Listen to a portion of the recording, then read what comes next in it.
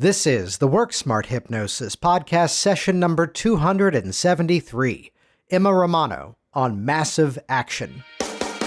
Welcome to the Work Smart Hypnosis podcast with Jason Linett, your professional resource for hypnosis training and outstanding business success. Here's your host, Jason Linett. So this week's guest on the program may have the record as to the person that I nagged enough and then finally had on the program.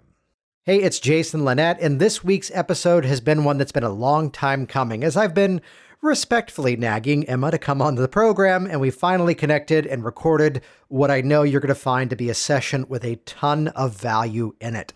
Emma comes from Melbourne in Australia, and she shares, first of all, an incredible story of at one point being told that she'd be confined to a wheelchair and, well, taking matters into her own hands and using hypnosis as part of the mechanism to take back control of her own life. So you're going to hear some of her personal story of what she has overcome, and then by modeling those results, creating powerful systems for change in terms of helping her clients to remove pain, to release stress, to get rid of mindsets of helplessness, and as so many of us work on, helping to release anxiety. There's an incredible story in here in terms of, again, releasing beliefs and changing those emotional charges around old events, and really just a bare bones, common sense approach to the process of positive change, and a whole discussion as to what issues Emma is working with right now. There's some cool topical things that we tend to address in this conversation too, that of course, continuing our series talking about how hypnotists can continue to help their clients online, as many of us have moved our businesses, our practices to be virtual through way of online video conference, whether it's Zoom or Skype or whatever platforms that you choose. But I'll tell you, one of the highlights for me is that this is a category of client that used to frustrate me. The client who would come in and just say, I'm stuck. And I share some of my principles in this conversation, but some of the ones that Emma mentions I might be using as well along the way. And she talks about an incredible way to build a massively valuable resource for your clients. And you can, of course, learn more about her and her business by checking out the show notes over at worksmarthypnosis.com, plus some really cool book references that we come around to in this conversation. While you're there too, please head over and check out hypnoformula.com. As I look around, there are too many people in our industry who are currently struggling, and even worse, not just in response to the pandemic and everything going on, but more so just simply how to get started. So what I've recently done is I've put together just a quick 20-minute presentation that walks you through the exact steps that I did to get my business up and running. How do we present the value of what we do to our clients? How do we ethically present that and then have them come in and, well, pay for our services? You can get instant access to that free online workshop by heading to hypno, like the word hypnosis, but just take out the SOS, hypnoformula.com. And again, we'll link to that over in the show notes at worksmarthypnosis.com. And with that, let's jump directly into this week's action-packed session. Well, speaking of action, here we go. Buckle up, colorful language. This one's fun. I love Emma. Here we go, session number 273, Emma Romano on massive action. I was diagnosed with multiple sclerosis in 2014, and it was one of the scariest times of my entire life. I went completely blind in my left eye. Very shortly after, about 6 weeks after, I went numb down from my right hip to my toes. Then I was like numbing my hands and my face and heavily medicated for all the issues. Ended up with a heart problem because of the medication. And then two really big things happened to me. When you've got something like that, you're chronically fatigued. You have depression, you have anxiety, you have everything. Like, you're just in constant fear. And two things happened to me that sort of made me get off my ass and really look at myself and learn how to self-heal. And that was, I dropped my 18-month-old niece. She was passed to me in my hands, and I literally dropped her out of my arms. I had no feeling, because my arms, the muscle in my arms will come and go. and I would never quite know when. And thank God my husband was there and caught her, and she was only inches from her head hitting a concrete step. There was that I went, oh no, this is not working for me. And I was getting worse. Then my left foot started going numb. And at this stage, I hadn't worked for 3 months, couldn't drive a car, couldn't really do much, massively, completely black in my left eye from optic neuritis. And then the second thing that happened was I pride myself on being a mother. I love being a mum. My boys are now 17 and 18, and they are both hypnotherapists. Oh, excellent. Yeah. They're NLP practitioners and hypnotherapists from the ages of 14 and 15. And I remember my son was about 11 at the time, and he just looked at me. And when you have MS, or when I had MS, I would kind of go from the bedroom to the couch, bedroom to the settee. And I was sitting on the couch and we're watching How to Train a Dragon. And he just looked at me and he went, Mummy, I love it when you're sick. And I was like, what the fuck? And he goes, yeah, you're still. And I was always one of those people who was extremely busy but not doing much. I was always doing stuff for other people and putting myself last. And, no wonder I got MS, because I had me down in the pecking order. I was literally below the guinea pigs that we had. So I was very blessed to actually have multiple sclerosis. And I know you're going to sit there and go, what? But I tell you why. I was going the normal way of medication, and it works for some. It didn't work for my body at all. In fact, it was almost like a poison running through my body. And I was getting worse and worse very rapidly. And when I went back to the neurologist, because, I dropped my niece and my son had said that, and I'm pleading with this guy saying, when do I start getting better? Like, when can I go back to work? And he just said, you're actually going down really fast. And he said, you've probably got about 6 months, you'll be in a wheelchair. So that was in 2014, July. And to be honest, that's the last time I went back. So I just kind of went, not going to happen, mate. And walked out, and I had to make the decision then there. I was only going to go two ways. I wanted to heal myself, or I was going to kill myself. So the second option was the last option, thank goodness.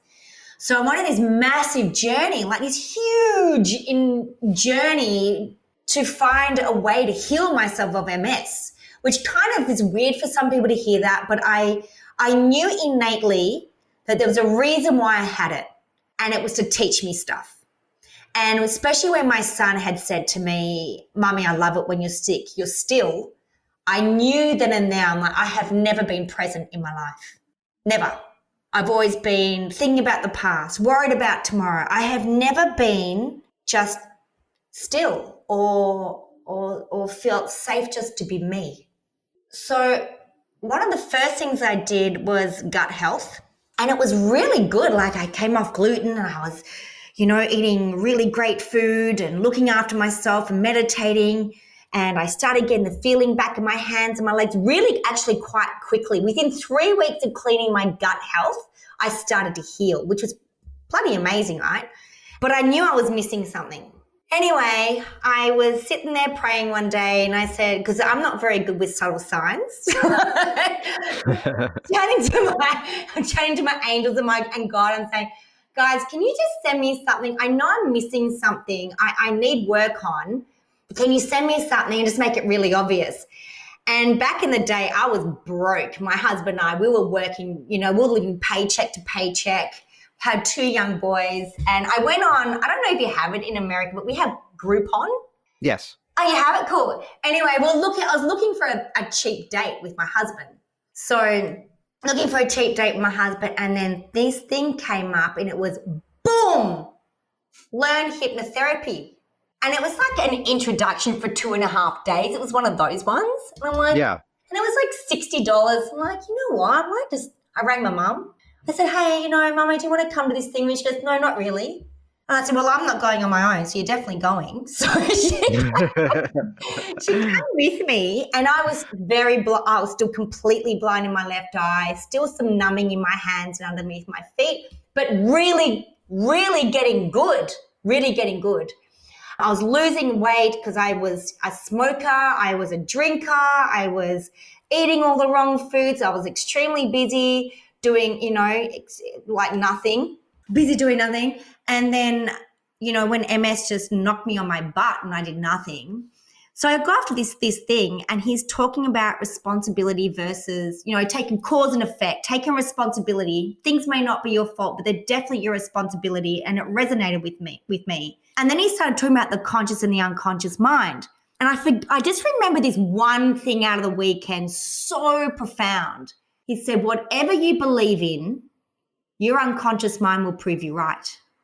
And I had a massive belief system that the only time I'm allowed to be still is when I'm sick, because then I don't feel guilty about it. So I had that's when I knew. I was like, oh my God, I actually gave myself MS. Thank God it was only multiple sclerosis and not a tumor or cancer or an accident, like paraplegic or something like that. It was that. And then he took us through some things, when you stand there and you do the lemon test and, the finger, the trigger finger and all that. And I was wowed by it. And he's gone, you can learn from me and you can come in an NLP. I literally ran up to the thing at the back, the table at the back, and went, I'm in. And it was quite amazing how much pain emotionally I was actually in and how much I was trying to numb that pain. And I was trying to numb it so much, like with alcohol, cigarettes, drugs, all of that my body ended up being numb through the multiple sclerosis. And it was incredible how hypnosis can remove that pain so gently, yet so quickly. It's instant, because before that I was seeing counselors, psychologists, and I was going back and back and back once a week, every week, talking about the problem, not coming away with any solution whatsoever. And that's when, so at the time I've always been a secretary, like a receptionist and a tennis coach. So I was sitting there and I'm learning all this stuff and I'm getting this massive shifts, and the neurologist has gone, Emma, you might for some reason be getting all the feeling back in your body, but you'll never get your eyesight back. And I went, bullshit, I'm going to do it. You're going to do it. Because it seemed to me every hypnosis session I had that I removed guilt or I removed shame or I removed something, anger was a massive one. All of a sudden I could feel my hand and I could feel my other foot. And I'm like, hang on, there's something to this whole we hold negative emotion in our bodies. Well, I found out that my left eye, because that's where the optic neuritis was, that was a whole lot of anger around my dear old dad. And literally when I let go of this anger, I couldn't see very well, but I could start seeing shapes. Mm-hmm. And then after probably about 3 years, I've got 20/20 vision now, but it took me about 3 years to get that back. So I'm like, I'm a walking advertisement for how freaking amazing hypnosis and NLP is. Yeah. There's so much inside of what you just said there, though I'll share a story that I don't think I've ever really talked about. I've hinted at this on the podcast, but the short version of it was at 17 years old, I was sick for like half of my junior year of high school. And the experience was that, they were looking, it was back and forth between chronic fatigue, back and forth between mono and pneumonia. The two of them hung out for the entire 9 months that year. And they were about to diagnose chronic fatigue syndrome until the 17-year-old cynical brain heard that the diagnosis was based upon process of elimination, was how they phrased it to me. Well, you've got these symptoms, but it's not this or that. So if it's been this long, it's likely this. And the cynical brain kind of called BS on that. And I went, or not. And all the symptoms went away within the span of a week, which, yes, these may be, anecdotal experiences of it. But I want to highlight inside of what you were just talking about was that, this position of what I think Michael Elner used to call learned helplessness, that we became the diagnosis.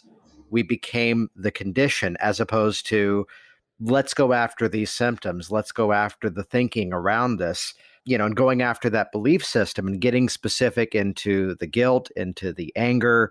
And one of my catchphrases is that of residual trance effects, that, by letting go of the anger, the eyesight started to come back. Or I forget the name of the book, but the work of Bob Sarno about getting rid of anger and sadness, and suddenly the back pain was going away. That we really are that whole cohesive unit. And it's something as simple as, yes, doing the lemon test is showing that mind and body are connected. And if we start to change that thinking, the physical body begins to respond in ways as well. Yeah, it blew my mind of how beautifully simple it can be. Yeah. It's not actually, people think it's so complicated to heal from a dis-ease in the body. If you get rid of your negative emotions and work on your limiting beliefs around healing, the body has an innate ability to heal. In fact, if you cut yourself, it's really hard for that cut not to start healing instantly. The only way it can't heal is if we fuck it up. Mm-hmm. And if you keep holding these emotions and suppressing them and go, oh, no, it's fine, I'm not really angry about this, or I don't have abandonment issues. And the great thing about hypnosis, it can take the charge out of that emotion from a past event so easily and beautifully. And then that just gives that body the absolute opportunity and the flow to heal. Which you just said, I was sort of branching off of something you just said there, that the phrasing was exactly right about taking the charge off of an event. That I think this is one of those factors that people need to highlight here, which is that it's not just about erasing the event. I was just recently working with a guy that everything we were doing was stemming from some events that happened nearly 30 years ago, which clearly, on the phone talking about, well, we're not going to erase what happened because it happened. Yet as we took away the charge, suddenly he was opening up to what else he was going through on at the time, what other things he's been holding on to as a response to that. And as soon as we kind of inoculated the emotional energy around that, now things are starting to open up, the relationship are improving, and things are moving onward, which that's your story. Is there a story that comes to mind of working with a client and really doing that work to take away those limiting beliefs and those emotional charges? Is there a story of a client that comes to mind? Yeah. Yeah, I had a client, I've thousands of clients all over, but one particularly came to me. It's a very hard story actually to talk about or hear. And she was a 35-year-old beautiful woman, multimillionaire, 6-year-old son, and she had no recollection of 14 and under at the age of 35. None. I said, you don't remember your first day of high school? She goes, no, I didn't go to school until I was 14. So what happened was she was born into a cult and she was kind of passed around, not in a great way, literally from the days that she was born. And she had no recollection. And I was absolutely terrified of, I didn't quite know what was going on, but I had an inkling intuitively that I didn't want her to actually remember anything. I didn't want to give her that. Because once you remember something, once you see it, you can't unsee it, right? Yeah. And I didn't want her to be in trauma of it. Her body was in massive fright and flight constantly. And it was because of her childhood. So what we did was I have my very own way of removing emotion. So what I do is I get a client to a light trance, like they're watching a movie. They talk through this process. And I ask them permission. Is your unconscious mind ready to release all anger or whatever emotion it is, anger from the past event that's no longer serving for you? But what I do is, when in the trance out, I talk really slowly. And then in the actual part of the change, I speak super fast because it completely confuses them. And I get through that critical factor where they literally give up. And then when I ask them, what does the unconscious mind need to know? Because we all know the unconscious mind is keeping these emotions, these limiting beliefs, because once upon a time, it saved that child. It's like the child that comes to, or that woman will come to you who's 30 and go, I'm shy. You're not born shy. Yeah. You develop shyness probably because you were yelled at a cookout or something, or a barbecue from your dad when you were 2. So, I better be quiet now. And the next thing you're told you're shy. And it saves you in some way, but it doesn't save you later on in life. And when you can ask that, you can ask the unconscious mind, do you give permission for this to go? Yes. Well, what do you need to know? What's the life lesson? Because you want to keep the life lesson so they don't keep repeating bad behavior or the same problem. So you ask, what do you need to know? What's the life lesson? They'll give you the life lesson, and you just keep saying, what else? What else? What else? Who are you without the problem? What are you doing without the problem? And that, like, what? And the things they come up with. And what I love is this: I don't even have to be clever. I don't have to say anything. Oh, you're speaking my language. All I got to do is keep up with the handwriting and write it down.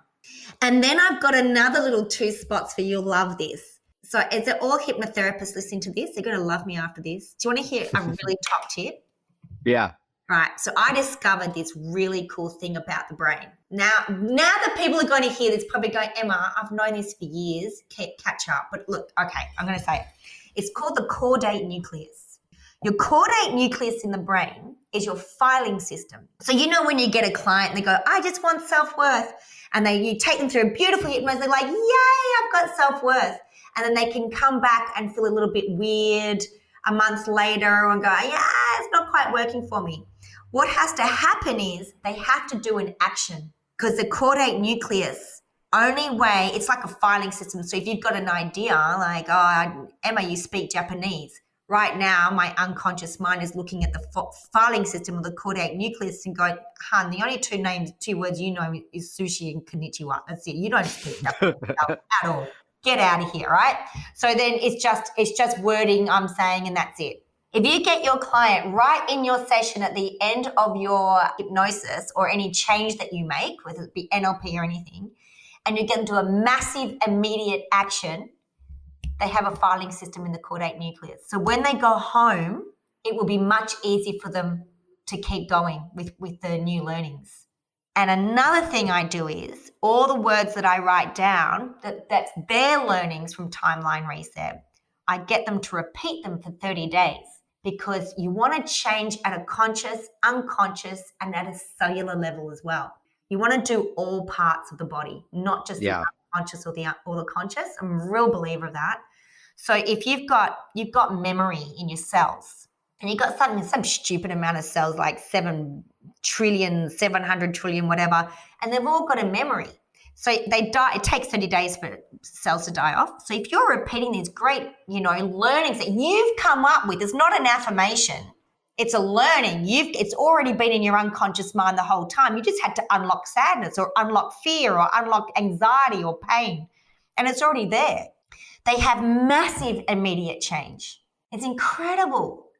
Which you're highlighting something there, which, how do we produce change? And the answer to this is not even something relating to hypnosis, though we can model it and we can do it faster at times in hypnosis, that there's either repetition or intensity. So we find our way into an issue sometimes because of intensity, but then it becomes something that's repeatable, and that's how we get stuck inside of an issue, which this whole, evidence-based movement, there's something I was quoting the other day. There was a study in terms of helping people out of drug and alcohol use. And in that study, yes, there was counseling. Yes, there was some sort of support work, but then it was backed up by 7 weeks of hypnotic audio programs. So looking at confidence, looking at anger release, and looking at general, stress relief. So the opportunity to now do that in a much more organic way based on their words, which I love that reframe of, it's not becoming an affirmation. It's really repeating these new learnings. And I love what you said earlier about, not having to be clever, that people will find some of my demos on like YouTube and some of the things in the podcast and go, wow, the way you do it is so seamless. I'm like, yeah, but it's because I'm using the words the client has given me. Love that. I love that. Work smart was basically a reframing of the fact that it's just efficiency. It's about using their information. And when all else fails, ask. Bring the client into the process, because if we just assume, this is where I have to maybe censor myself. I did a training in 2017, and it seemed to just be the Australians in the group that seemed to be offended when I used the term, don't assume your client is just yogurt splattered in the chair. For some reason, the 3 Australians in the room didn't like that, but it went over well in 2019 when I was out there. But this Aussie's not boring, so it's all right. There you go. So it's about bringing them into the process, and the more interactive that work becomes, that I don't expect to be, as Karen Hand says, I don't expect to be the wizard who has all the right answers. To simply go inside. What has this problem been giving you? What does it inform you? And what do you need to know as you release it? And I love what you said. Talk to me about massive immediate action, because that's a huge theme that I think a lot of people are missing. The in this massive industry. immediate action you can't come up with yourself, right? It's Yeah. got to be for them, because my massive immediate action might be so different compared to yours, right? So I say to them, what is an action you could do right this minute to prove yourself that you've changed?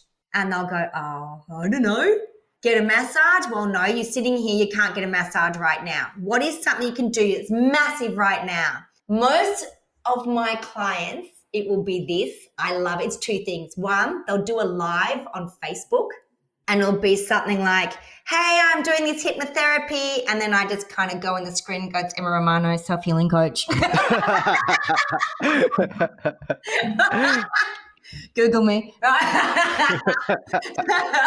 And they'll do something like, hey, I've now released all this bullshit and now I feel better about myself and I'm here to tell you you can feel amazing as well. Or the other thing is this, and this is huge because I've actually got this protocol. It's called the Family Freedom Protocol. I'm so passionate about families, and I'm sick to death of parents sending me their kids where it's not the kids who need fixing, it's the freaking parents, right? Yep. So it is true. So I love going to families' homes or seeing the whole family on Zoom and helping the full family. I love it. Anyway, most of my other clients, they either do a live or they end up sending a beautiful text message to one of their kids. And in these text messages, a lot of it is about, I'm sorry I've loved you with such conditions. I love you just the way you are. Nice. And it is absolutely huge work. Or a wife might send it to their husband or, or a mother, or it is just such beautiful work. But when you're trying to have relationships and you are full of anger and sadness and hurt and fear and guilt and shame, and then you've got the limiting beliefs of, I'm not worthy, I'm dumb, I'm ugly, how can you expect to have a beautiful relationship? You've got a relationship running on wound. So you need to clear it, just for your own self. You just need to clear it, and not with a pill either, because what that does is just numbs you. You need to go and get hypnotherapy or NLP or something like that. Well, what's cool about that is that too often people get caught up in thoughts that, I'm thinking about it differently. And instead to bring in the thoughts, the feelings, and especially as you're saying here, and I do the same with actions, one of the questions that I'll often ask a client. So now it's pretty clear what we're addressing, but let's go after the instant gratification here. What's going to be different? What are you going to be doing as early as today that's going to tell you that this is working? And by the way, by asking that question, they completely write the session for you. What's something 100%. You're going to be doing what's that? 100% they do. Yeah. So, but it's getting that foot in the door. So here's the guy, for example, that I saw a few weeks ago, that it's this entire, as he put it, this entire country music song of everything that's wrong in his life. And what's going to be different as early as today? And suddenly, here's the carport that needs to be cleaned out. Here's the empty boxes that are sitting in his living room. And just to go, if I can see the floor and find my dining room table, that's going to tell me things are different. And indeed, that's where the session began, because that was what was going to give us that instant gratification that things were moving in that direction, which you can find hints of this theme in many sessions here, back to the episode with Felix Economakis, that as much as he's the guy for selective eating, at the end of the day, they've got to change their actions and take responsibility for something to move forward. So I love what you said there about going live on Facebook. I especially love, and I've used this one too myself, about sending the text message, the email, making the phone call to the family member, that so often our clients are coming in and, well, here's what I grew up with, and I want it to be different for my kids. But so cool to have that moment, take action there live in the space, and already have that sort of foot in the door of that change. That's great. Yeah, it's real. I love the work that I do.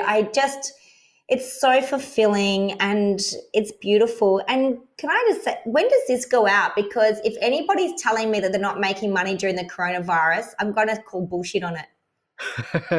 This is going to come out. See, we're recording on the 12th. We're going to put this one out on the 21st of May. Oh, okay, cool. Because as a hypnotherapist, or we're natural healers, and it is our duty to get out there and project what we do instead of sitting there being in fear of it. Yes. Because my belief is this: there's 7.5 billion people in this world, and we all need help. I'm a hypnotherapist, and I go to a hypnotherapist. Yes. Stuff comes up, and I want to be handheld and be nurtured. So it's such important work. It's such gentle, deep, profound work. It's beautiful. And there's such specific needs out there as well. Yeah. I mean, to look at, we were chatting just before we started recording that, it's a slightly different market for me, that I see a lot of business professionals with public speaking. Well, the being in public and speaking isn't happening so much right now, but some of them are coming to me right now for the fact that their businesses are pivoting and they're avoiding the stress around that. And I kind of do a bit of an integrative approach on the business coaching as well as the actual hypnotherapeutic work at the same time. But it's just that it's a changing market. And as soon as one opportunity may slightly fade away for a little while, it becomes a different opportunity to address something else. So there's so many opportunities. What are you typically seeing clients for right now? Clients right now, I'm seeing a series of clients, mostly, it's always different things. It's always been, I'm stuck. I don't have a purpose. I don't know what I'm doing. It's usually that. But right now I'm teaching a lot. Yeah. So I teach Family Freedom Protocol, and I also teach Soul Business Alignment with my business partner, Shani Faye Chambers. And that is a lot of hypnotherapists. We're teaching them how to go online. And also, what you focus on is what you get. And there's so many therapists out there who unfortunately have got a very scarcity mindset. And they think that they can't see clients on Zoom, or they can't see clients on the phone even, but you can. Yeah. There's no stopping you at all. I think now is you just got to implement really good payment plans. If people can't afford to pay you straight up, you've got to implement some kind of payment plan and give people that support. Which again, there's so much flexibility to this, and we find ourselves in a great category that as the hypnotist, they've likely never come to one of us before. And even if they have, we all do it a little bit differently from one to the other. Yeah. So we get to set the frame for what we do, and we get to set the criteria along the way. And I think, as we're launching this in May, this kind of adventure, I need to stop privately calling it Coronapalooza in my head. I think call it the beer flu. We'll take that as well. No, but the time frame, the time frame for panic seemed to have been, and it's still, a serious issue. And having, I do have to kind of crack down some time on some of the conspiracy theory stuff that's popping up online to go, talk to someone who's actually had it. Yeah. And it kind of changes the dialogue, as I now know about 24 people and a few who have passed from it, unfortunately. Really? And No. It's the nature of knowing so many people in so many different industries and just having that foot in the door. But, the time frame, I'd say, and we did a whole series of like 10 episodes on what, the response to this. And as much as I said, okay, now we did 10 episodes, and now it turned into, well, the episode that will have launched last week was me and Richard Nongard talking about teaching online. And here we are talking about it still because, hey, that's the year that we're in. But, the take on it becomes that the time frame of the initial panic, which was kind of well earned because, we haven't had this before to this degree, is something that did need some sort of response. And now we're kind of settled into, this shit still, where we're still kind of in it. And now it's the adaptation phase of going, here's what we're up for. I'm not sure the exact news, but theoretically, the week that we're recording, the state of Virginia is opening back up, but I'm watching the numbers still being reported even higher every single day and going, I think we're going to stick online for a while. Yeah. I think it's good though, because you know what? I see clients all over the world. And I think this is forcing therapists to actually go, oh, hang on, if I have to see people on Zoom, why can't if I'm in America, why can't I see someone in England? Yeah, exactly. I had the same exact experience where here's someone who called up for something specifically for which I've had a number of projects in the works and a full slate of clients already. So I've been referring out quite a bit. That here was someone who called up for something in terms of IBS related symptoms. And it became, You know what? Here's in one of my business groups that I run, Marion Spurgeon was posting something about that. Here, everyone's local now. Call her. Local client calling up for working with a kid. And again, I'm in the midst of a project right now. I go, you know what? Here's Kelly T. Woods. She's on the West Coast. So, modify the hours to fit with her. But Yeah. we're all local now. So the Yeah, aspect of being the local business. I love it. Yeah. Which opens it up to go, here's the specialty that I want to work on, which I want to go back to a category that you brought up, which I've had a lot of success with, but I'll openly admit frustrated the hell out of me when I was first starting up, the category of I'm stuck. That a lot of my original training was connect them with the desired outcome, but that stuck category of client tends to be one that they don't quite know what they want yet. So what are some of your approaches of working with that stuck clientele? You are going to love this. Are you ready for this? Oh yeah. I have a theory. I'm a sucker for framing as well, and you just framed that perfectly. So go ahead. Now, everyone who's listening to this, seriously, you need to get a pen and paper. Anybody who's stuck is massively in victim mode of somebody else's action. I have a theory. Yeah. So I'm stuck, and I'll say to them straight out, whose fault is it? They never say their own. They go, mum's, or they'll say dad or teacher or my husband. And I say this, how pissed off are you with them? It's literally, you can't break through them until they get rid of this one thing. And I'm going to tell you how to do it. You're going to love this, right? Wait, go back. What was the initial question? So say they're stuck, and I'll say to them, whose fault is it? That's great. And they go, so 9 out of 10 of them will blame somebody else. 1 out of 10 might say themselves. That's great. It doesn't matter who it is. And then I say this, how fucked off are you about it? I go, 10 being a big problem, 0 being no problem at all. And they go, 10. I go, do you want to get rid of it? They go, sure. And I do a fuck you letter. So a fuck you letter, they have about 2 minutes 70. Oh, that's good English. That's good math. 2 minutes 40 to write a fuck you letter. And every line has to start with fuck you, to be fuck you, mum, for blah, blah, blah, whatever, right? And then we burn it and we flush it down the toilet. Or if it's on Zoom, I say, go off you go burn it. And they burn it. If they're in my rooms, I have a punching bag and we punch the punching bag and we scream and go, fuck you! We like scream and rant and rave. So much fun. And they're releasing it. They're releasing it consciously, unconsciously with the automatic writing at a cellular level and at a DNA level and at an energy level, because they're like, they're moving, there's movement, it's everything. It's amazing. You should see these people, and if you do it, what you're going to do is this. You get a before and after photo. Get them to do a selfie. They literally look younger. And then the actual healing part is the second part. They have to write a thank you letter to that same person. Nice. That is beautiful. And I love seeing this, especially when you've got someone who just hates their mum. She's done this, she's done that all my life.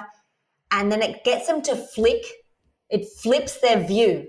Instead of just looking at these things that mum's shits, they start looking at mum in a very different way. And they start thanking mum. And the tears come and they're crying and it's beautiful. And then with that letter, I say 2 things. Keep it or you bury it in the earth, because we want good things to grow. So it's very symbolic. It's very kinesthetic, because we're moving, we're doing things. They're not just sitting there. That fuck you letter, I do that when you just cannot break through a client. You're just like, dude, you're just sitting talking about the same stuff, and I just do that. It's brilliant. So that's what I use for anyone who says I'm stuck. They get a fuck you letter. I love it. Thanks. That's what we like to call massive action. Action. Which again, I mean, to attach the action, which that can be, modified for anyone's style, but to modify the fact that it's not just the thought and the releasing and, yes, there's value to, okay, now take the images and turn them down to black and white, but now to attach it to some specific action where there's some bit of closure to that. And, there's the end of that. And of course, I think we were chatting before we jumped on that I was going to a little bit of I wouldn't say tunnel, but a little bit of a productivity gap that I fell into the beginning of the year, which required kind of changing every one of my long-term outsourcers and just firing almost the entire team, except for the beautiful people at the Podcast Production Network. Thank you, Kate, who's listening to me right now. We kept them on board and and increased the production actually during that time frame. No, but recognizing that it was a time frame where, and this may not be something that I would have gone to a hypnotist for, but I probably would have got through it faster if I had.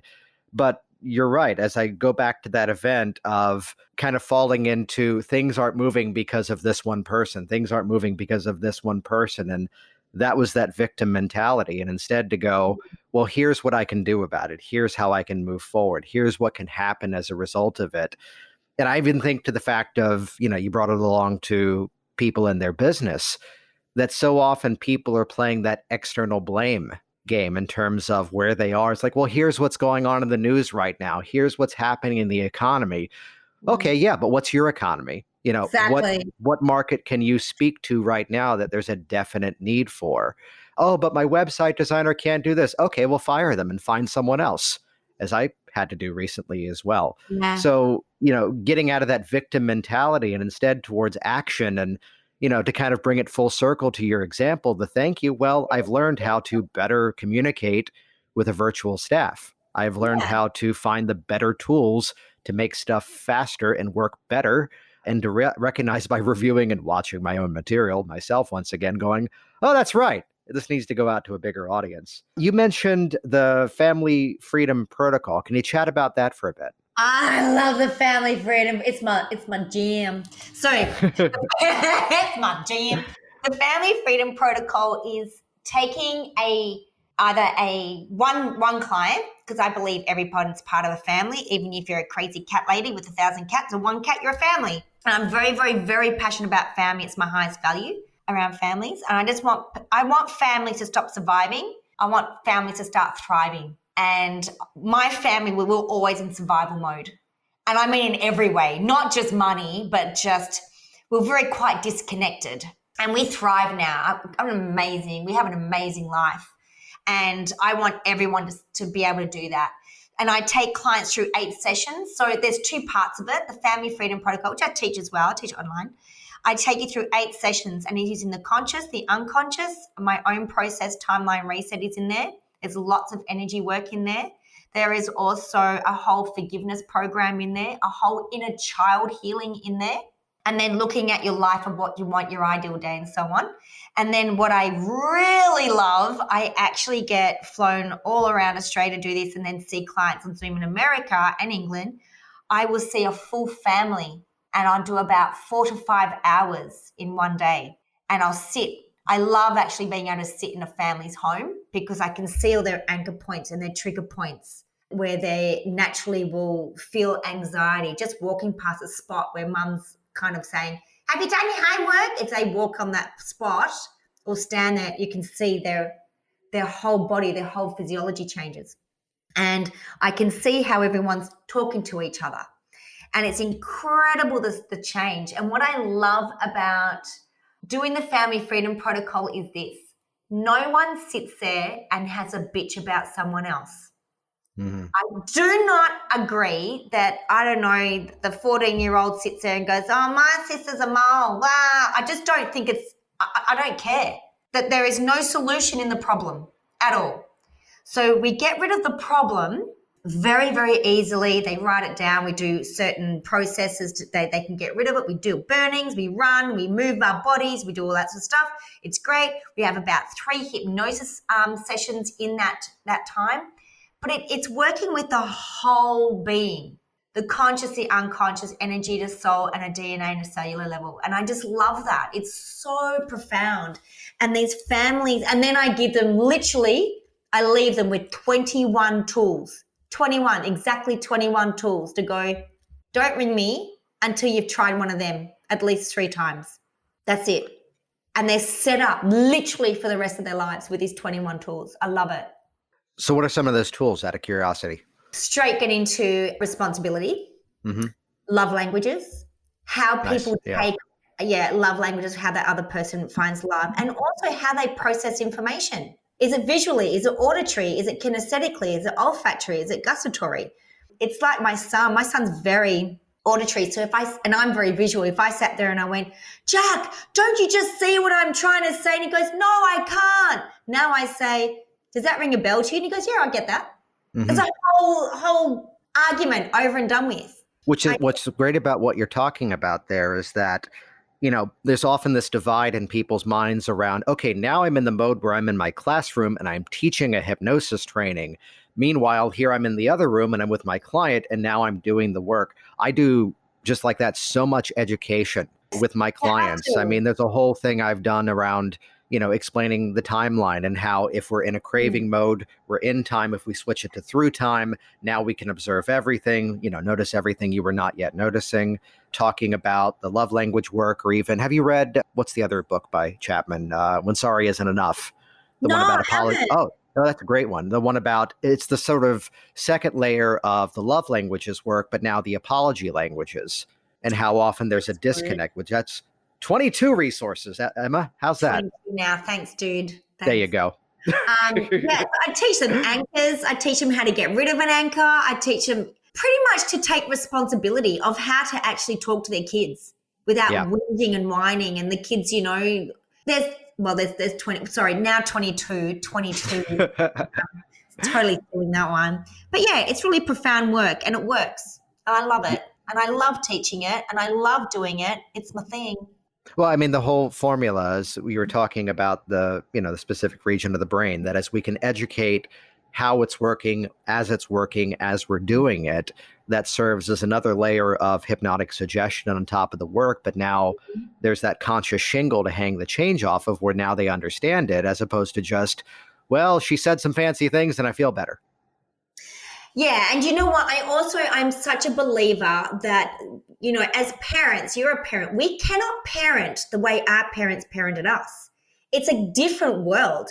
So parents right now are struggling because, they got their mums and dads in their ears going, oh, back in my day, we didn't let them do this. And they're full of judgment. They're full of fear. It's a different world.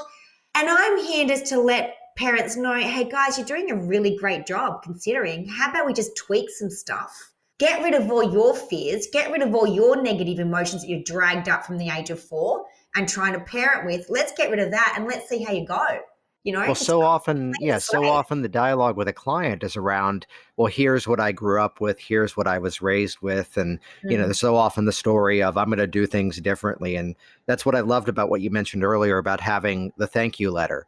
Yeah, that is that pivotal moment where now they're grabbing a hold of the experiences as assets and now putting them to use, and then combining that with the massive action. Now there's actually something happening as a result of it, as opposed to, oh, I can see that's different now. Yeah, I think the way I work, to sum it up, it's I remove all the gunk and then replace it with the good. Well, I was listening for a title, as I often do. So from gunk to good, but I think we're going to go with massive action. Massive, yeah, we can do that. See, the favorite named episode was the one with Chris Thompson, who works with Mike Mandel. He talked about his productivity of clearing away his junk mail in the morning, which was almost named Chris Thompson wakes up and looks at his junk, but we decided to not go with that title. Great, mice men. Yeah. This has been fantastic. What I love about this is that, to hear these strategies and hear some of the thinking around it, it's integrative with nearly any model of hypnosis. So to look at what someone's doing, and one of my premises is always the more we can bring our client into the process, the better, as opposed to, again, yogurt splattered in the chair, hoping they absorb it. Instead, interactive experience and really checking in along the way and calibrating. You mentioned something earlier I want to kind of go back to as well about, you talked about going back to the memory, slowly through the emotion, but then rapidly going through the movie. Could you elaborate on that? Yeah. So when I created this thing called timeline reset, it doesn't actually go back on your timeline at all. I don't know why I called it timeline reset at all, but it removes your negative emotion and limiting beliefs in the most gentle but really deep way. And it's excellent for PTSD and trauma. And the problem is with so many people with PTSD and trauma, if you take them back to the event, they start freaking out. So I wanted to be able to remove the trauma without going back to the event. So what I do is I take them through like a gentle trance, because I don't want to go into a massive deepener because I want them to really talk through this. Mm-hmm. So it's like, oh, now, you know, you can feel the light coming through your eyes, your head. It just goes down the body and they'll feel all lovely and everything. And then I go, now your unconscious mind will go as fast as I tell it to do. You're about to hit a door. You open up the door. There's 3 steps to go up the door. You're going fast. And I just go so fast. And you can see their eyes. So their eyes are closed and their eyeballs are going left, right, up, down. They're through the critical factor. They're gone. They're done. So I know I'm really deep in their unconscious mind. It is such deep work. It's incredible. I like freak myself out sometimes of how freaking amazing it is. But kind of rapidly purging it out without having to do the old drag through the mud and, you know, what's happening now? What are you feeling? What's going on? And So I'm just going straight away. I go, is your unconscious mind ready to release the sadness? They go, yeah, good. What's it need to know? Zip. Yep. And they go, oh, I don't need it. That's right. What else? And they go, oh, I can be happy. Yeah, good. Doing what? And they're like, everything, like good. And I'm writing it down. Mm-hmm. I'm just writing it down because they're their learnings. And at the end of it, I love it. They've got pages of it. And I go, you had all of this. This is not me. This is not my work. This is all, it was already there. We just had to take the lid off it all. The lid was maybe sadness or whatever. And another good top tip is you have a heap of jars. I have a heap of jars in my rooms, and I might have the anger jar.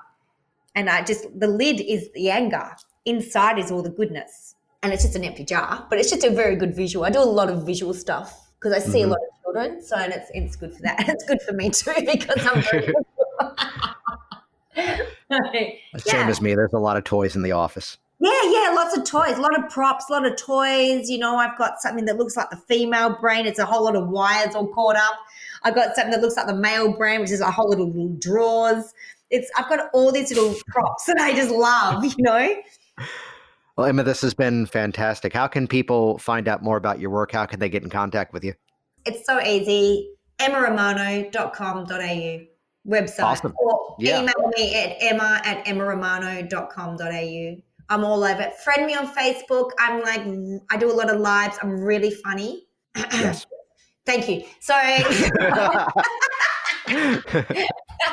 do things very differently and it works. So if you do want to know more about it, if you want to have a chat with me, I love, as you can probably figure out, I love talking. Yes. So I love talking. So yeah, always private message me if you want to or email me and I will love to have a chat with anyone. Well, this has been fantastic. Before we wrap it up, any final thoughts for the listeners out there? Just know that you have the innate ability to thrive. Stop searching for survival and start looking at the thrival. See, I told you it was funny. Right, seriously, get out of that mentality that you're in competition or there's just not enough. There is so much and you just need to take off the lid. Thank you for listening to me. Jason Linett here once again, and as always, thank you so much for interacting with this program, for sharing it on your social media streams, and of course, leaving your reviews online, and even better, reaching out and connecting with the guests on this series. So definitely connect with Emma. She's got some amazing events coming up. You can find some details over at worksmarthypnosis.com on the show notes page. And once again, if you want to learn my hypnotic pricing formula, I've put this together in a free 20-minute workshop you can interact with on your own time. Head over to hypnoformula.com to get instant access to that entire presentation, plus some cool resources that are associated with that event. Check it out, hypnoformula.com. I'll see you soon. Thanks for listening to the Work Smart Hypnosis podcast at worksmarthypnosis.com.